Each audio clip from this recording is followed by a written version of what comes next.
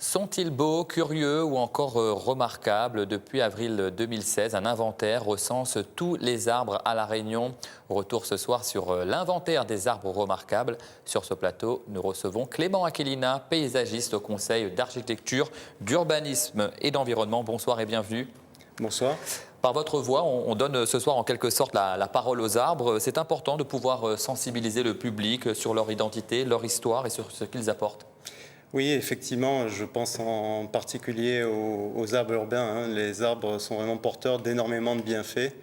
Malheureusement, pas toujours respectés. Alors, imaginez une ville sans arbres à La Réunion, ça paraît quasiment impossible. Par exemple, par rapport à la température, hein, j'ai déjà fait des tests de température entre à côté d'un arbre et sous un arbre, on gagne 4 degrés, il fait 4 degrés plus frais. Toutes les histoires qu'il peut y avoir aussi autour des arbres, la beauté, l'esthétique, le paysage, la liste est très longue, effectivement. Depuis un peu plus de 2 ans, un inventaire recense donc les arbres de La Réunion. Comment fait-on pour signaler un arbre?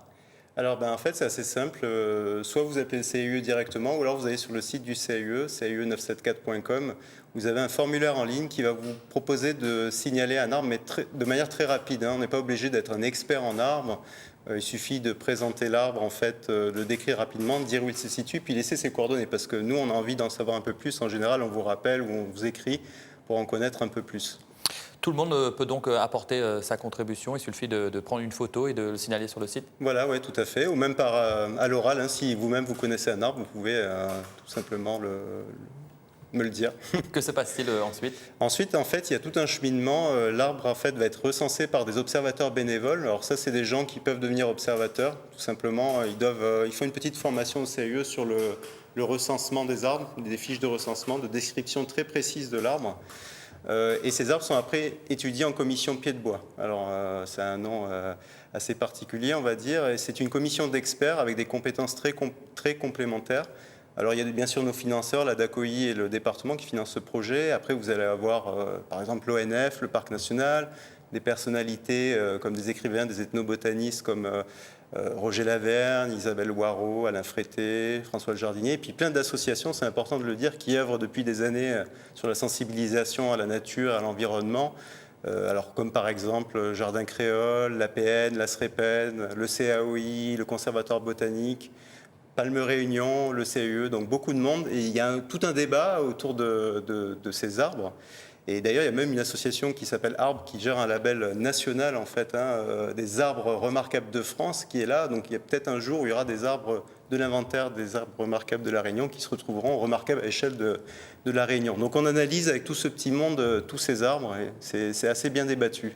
Alors Clément Aquilina, je vous propose de voir quelques arbres et vous allez nous dire comment on arrive à le considérer comme curieux, remarquable ou beau. Voilà, un arbre de Saint-Denis. Vous allez me dire déjà quelle espèce il s'agit, je ne sais pas si vous le voyez. Ah oui, très bien. Alors ça, c'est personnellement un de mes préférés, d'ailleurs, qui est en lice pour le concours de l'arbre de l'année. On parlait d'élections d'hommes politiques, ben voilà, les élections des arbres aussi.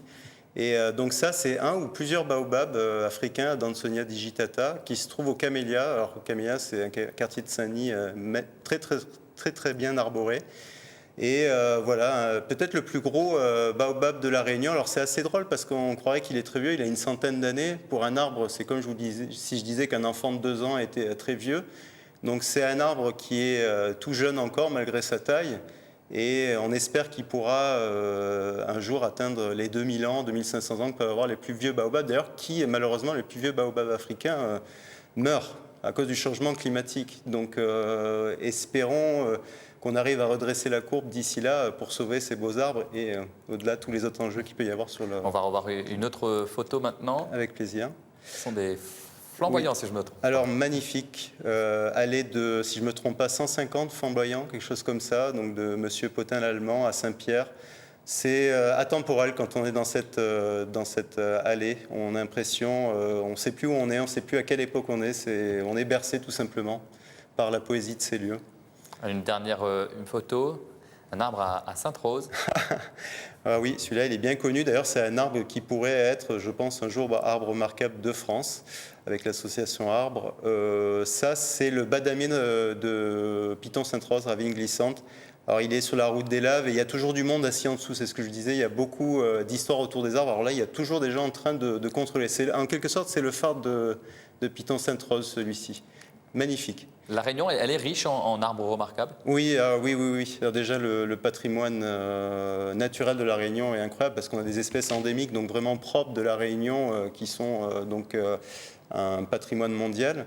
Et après, il y a toutes ces espèces que l'homme a ramenées et qui deviennent aussi, si on laisse la chance à ces arbres, c'est pour ça que l'entretien des arbres est très important, si on leur laisse la chance de vivre, surtout en ville, ils deviennent très facilement remarquables. Après, il faut bien les entretenir. Et là, on a une très très grosse responsabilité dessus. Est-ce que c'est fréquent de voir un arbre signalé plusieurs fois? Est-ce que c'est utile pour vous? Oui, c'est assez intéressant parce que ça montre la notoriété d'un arbre. En l'occurrence, le camphrier du tampon, il a été signalé 4 fois. Je pense que dire le camphrier du tampon, d'ailleurs, ça suffit parce que les gens le connaissent vraiment très bien. Un arbre incroyable, au passage. Merci beaucoup Clément Aquilina d'avoir accepté ce soir notre invitation. Merci à vous.